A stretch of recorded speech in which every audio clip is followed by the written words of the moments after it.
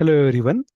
Uh, there would be definitely a question in your mind. Why should I opt operating system content course with the title Software Subsystems for Hardware Virtualization, which is offered for 4 credits to MCA program. Now, if I'm a MSc student, why should I opt it as a 4 credit course as an elective one? So, considering the course titled Software Subsystems for Hardware Virtualization, there might be many questions in your mind before you plan to opt this course as an elective course. Note that the course is mostly focused on operating system components that enable hardware level operations and abstractions, possibly by touching on system level programming, OS internals, and interactions with the hardware. Following may be kind of reasons why this course could still be a valuable choice for you as an elective.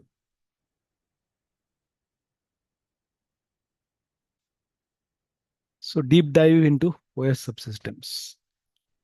Now here, through the software subsystems like memory management, scheduling, I/O, or device drivers, which is kind of foundational tool rather or mechanism for debugging, verifying different system level issues, gaining different insights into how hardware interacts with the software via different modes, and definitely trying to find out how an operating system reacts after an action is initiated, because we always say operating system is working as an interactive mechanism between user and the hardware. Nextly, we'll be focusing on hardware abstractions. The course content will focus on how operating system manages hardware resources and provides abstractions for software. Following maybe few of the examples which I'm telling you now. For example, processor scheduling for multitasking, handling synchronization and communication, controlling the deadlock scenarios, peripheral and device communication, memory paging and segmentation, and so on. So these might be the different things where hardware abstraction comes into a picture that way. Thirdly, like this course would be working for you as a systems programming foundation. You will be learning how to program at low level with system calls, and which could be kind of stepping stone for you to write or contribute to existing system utilities and tools. Further, this will help you to understand different advanced concepts. Like this course can be thought of as a preparation mechanism for you for the advanced concepts. Now, if you plan to explore virtualization, distributed systems later, as I communicated, this would be a good course for you. Because you already have understood key OS concepts, which are prerequisite for say distributed systems or virtualization per se. Low level programming allows you to control hardware directly, such as managing memory, CPU instructions, peripheral devices, and so on. There can be many advanced areas like operating system, compiler, real-time systems, and virtualization. These areas require these low-level programming skills, which you would be touching upon through this course. Further, you would be understanding the concept of stack and heap, where you will learn how data is stored and accessed in stack and heap memory. For example, like when operating system permits you to execute the code and program where code is having multiple function calls. Now, you will recognize how function calls use the stack for local variables and return the addresses.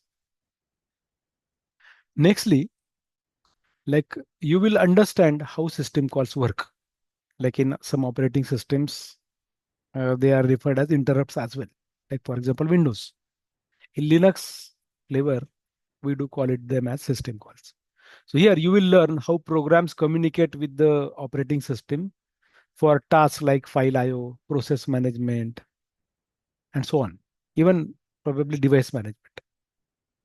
Now, some of the examples to quote here may be like a read system call, write system call, or even a fork system call, which is similar to what we probably have heard about in Unix like systems.